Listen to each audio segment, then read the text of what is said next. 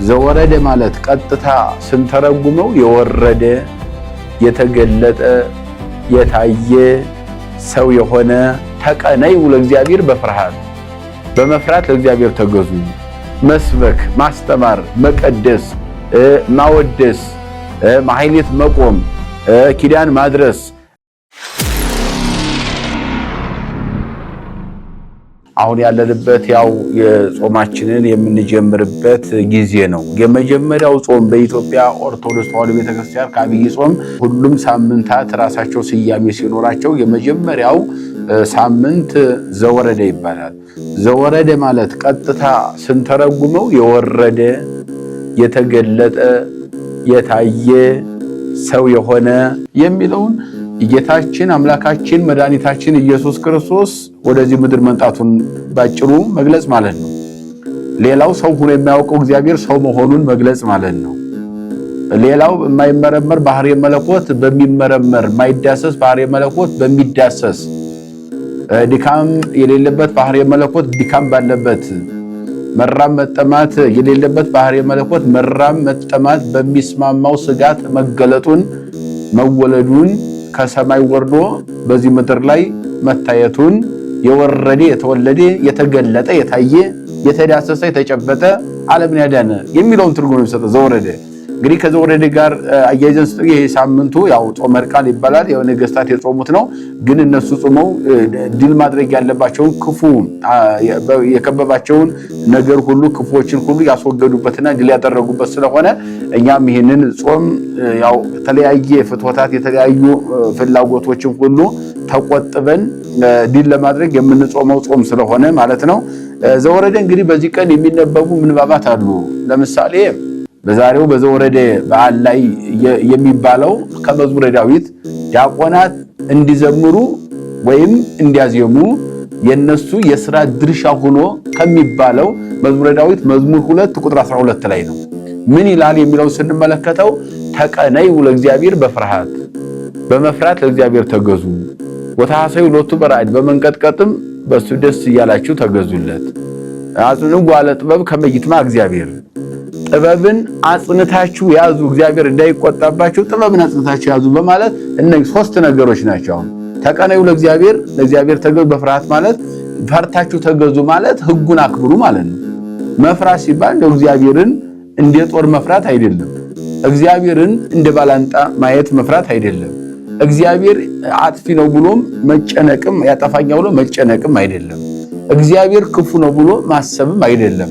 በፍርሃት ተገዙለት ሲል በዚህ ኪሩ ብሎ መንገዱን ባሳየን መሰረት ለሕጉ ተገዥ ሆነን እንቀጥል ማለት ነው። በነገራችን ላይ የጾም ዋናው ዓላማው ምንድነው ከተባለ ይሄ ከምግብ መከልከል ከተለያየ ነገር መከልከል ብንለውም ጾም መዋል ብቻ ሳይሆን ቀጥታ እንደውም ይሄ ጾመ ነው ተከለከለ ነው ታቀበ ነው።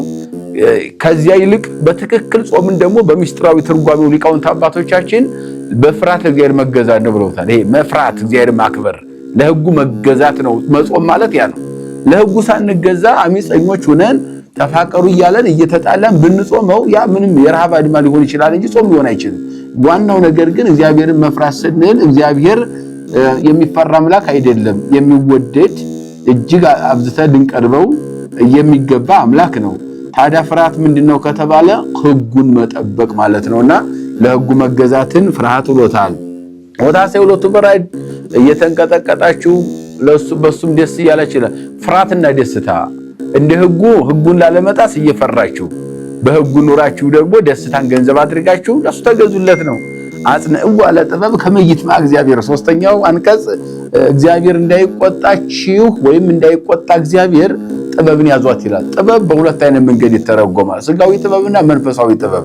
ስጋዊ ጥበብ ምንድነው ከተባለ መማር መመራመር፣ እግረ ፀሐይን መቁጠር፣ ምህዋረ ከዋክብትን መረዳት፣ እንደገና ስነ ከዋክብትን መቀመር፣ እንደገና ደግሞ እግረ ወርህን ጨረቃን ጉዞ ምህዋረ ፀሐይ ምህዋረ ከርክም ሚጠተ ብርሃናትን እነኚህን ሁሉ መመራመር መራቀቅ፣ እንደገና ውቅያኖሶችን መመራመር ማረስ መደጎስ መነገድ እነኚህ ሁሉ ነገሮች መማር ማወቅ እነኚህ ሁሉ ነገሮች ጥበብ ስጋዊ የስጋ ጥበብ ስጋዊ ጥበብ ይባላሉ። እነኚህ እግዚአብሔር የፈቀደው ነው። ይሄ ሁሉ ችግሩ ዕውቀታችን ጣዖት አድርገን ጣዖት ሆኖብን ካላመለክ ነው በስተቀር ለዕውቀቱም እናዳላ ከሆነ እግዚአብሔር አይፈልግም እንጂ ይህን ሁሉ ዕውቀት እግዚአብሔር ሰጠኝ ብለን በሰጠን እየተደሰትን መመራመር መፈላሰብ ከእግዚአብሔር የተሰጠ ማስተዋል እንደሆነ ይህን መረዳት ያስፈልጋል። የሥጋዊ ጥበብ መንፈሳዊ ጥበብ የሚባለው መንፈሳዊ ጥበብ መጾም፣ መጸለይ፣ መፋቀር፣ መመጽወት፣ መስገድ ይሄ ደግሞ መንፈሳዊ ጥበብ ይባላል። እነኚህ ደግሞ መንፈሳዊ ጥበብ የሚባለው ይሄ ነው ማለት ነው። እነኚህ ነገር ስለዚህ እነኚህን አጥብቀ ለይተና አክብረ ያዝን ለምን እግዚአብሔር እንዳይቆጣብህ አለ። ጥበብን ያዝ ማለት በሥጋዊ በመንፈሳዊ የተሰጣችሁን ጥበብ በልክና በመጠን ኑሩት እግዚአብሔር ፈቀደላችሁ ብሎ ነብዩ እግዚአብሔር ቅዱስ ዳዊት ከተናገረው መዝሙረ ዳዊት ምዕራፍ 2 ወይም መዝሙር 2 ቁጥር 12 ላይ የምናገኘው 3 አንቀጾች አሉት። ግን ሰፊና ጥልቅ የሆነ እግዚአብሔርን ፈርተን ማገልገል እንዳለብን የጾም ትርጉምን በደንብ ፈንትጎ አድርጎ የሚያስረዳ የመዝሙር ክፍል ይሄ በዲያቆናቱ ቅዳሴው መሃል ላይ የሚባለው ነው ማለት ነው። እንግዲህ ከዚያ በፊት የጳውሎስ መልእክት ይነበባል። ከዚያ ቀጥሎ እንደገና የአንዱ ሐዋርያ ወይም የጴጥሮስ መልእክት ይነበባል ወይም የሌሎች ሐዋርያት ያንዱ ይነበባል። ከዚያ ቀጥሎ እንደገና ደግሞ ሁለተኛው ካህን እነዚህ ዲያቆናት ናቸው መልእክታቱን የሚያነቡ። የመጀመሪያው ሰረ ዲያቆኑ ዋና ሆኖ የሚገባው በቅዳሴ መስቀሉን ይዞ ከመቅደሱ ከወጣ በኋላ ወደ ምዕራብ ዙሮ ያነባል ማለት ነው። ከዚያ በኋላ ቀጥሎ የሚወጣው ደግሞ ወደ ሰሜን ዙሮ ያነባል ማለት ነው ዲያቆኑ አንዱ መልእክታት አንዱን። ከዚያ በኋላ እንደገና ደግሞ ካህኑ ደግሞ ይወጣና ሁለተኛው ረዳቱ ካህን ወደ ደቡብ ዙሮ የግብረ ሐዋርያትን ያነባል የሐዋርያት ሥራ ማለት ነው። ከዚያ የመጨረሻውና ማጠቃለያው ወንጌሉን የሚያነበው ወንጌል ብሎ በዚህ በታላቅ ዜማ በአብይ ዜማ ይዞ ከወጣ በኋላ ወንጌሉን ወደ ምስራቅ ዙሮ የሚያነበው ሠራየ ካህኑ ነው ማለት ነው። ያ ማለት በምስራቅ በምዕራብ በሰሜን በደቡብ በአራቱ ማዕዘን ዓለም ክርስቶስ ወንጌልን እንዲሰብኳታል። ሐዋርያት አባቶቻችንም ከሱ ተከትለው እንዲሰብከዋል። እኛም ደግሞ እንዲየሰበክ እንቀጥላለን የሚል ወንጌል በአራቱ ማዕዘን የመሰበኳ ምሳሌ መሆኑን ይሄንን ማስተዋል ከኛ ይጠበቃል ማለት ነው። በዚህ ወረደ ወንጌል የሚነበበው በዕለቱ የሚነበበው ወንጌል ለዚህ ዕለት የተመረጠ ማለት ብዙ መምረጥ ይቻላል። እውነቱን ለመናገር እዚህ ላይ ማስተዋል የሚገባን ነገር ቢኖር ግን ግጻዊው በየጊዜው በየሰዓቱ በሊቃውንት መሻሻል ይችላል። ይሄ የተወሰነ አይደለም፣ ሙሉ በሙሉ ውሳኔ አይደለም ግጻዊ። እንደውም አንዳንድ ጊዜ በሥርዓተ ቅዳሴው በሥርዓተ በድጓው እንደዚህ በይት ባህል የሚለያዩበት ሁኔታ ሊኖር ይችላል። ግን የተለያየው የየአካባቢው አባባል ነው እንጂ ቃለ እግዚአብሔሩ ግን አይለያይም።